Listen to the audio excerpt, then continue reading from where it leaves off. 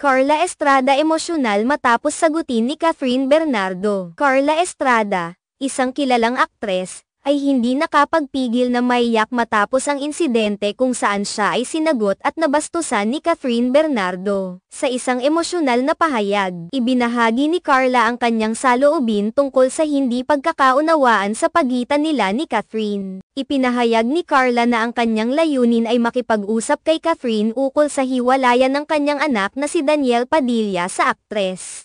Ayon kay Carla, umaasa siyang magkakaroon ng pagkakataon na pag-usapan ang sitwasyon upang mas mapagaan ang sitwasyon ng kanilang mga anak. Subalit, sa kanyang pagsimula, agad na sinagot ni Catherine na wala na silang dapat pag-usapan, na labis na nagpasakit kay Carla. Sa kabila ng hindi magandang simula, nagpa siya si Carla na muling lumapit kay Catherine. Ipinahayag niya ang kanyang pagnanais na humingi ng tawad. Kahit na wala siyang ideya kung anong tiyak na pagkakamali ang nagawa ng kanyang anak kay Catherine. Pinili ni Carla na isaalang-alang ang damdamin ng lahat ng sangkot, lalo na ang sa kanyang anak, na tila nag-aalala din sa mga nangyayari. Sa kanyang pag-iyak, sinabi ni Carla na ang mga ganitong insidente ay mahirap para sa mga magulang, lalo na kung ang kanilang mga anak ay may pinagdaraanan. Ipinakita ni Carla ang kanyang sinseridad at pagnanais na maayos ang lahat, ngunit sa kabila ng kanyang mga pagsisikap,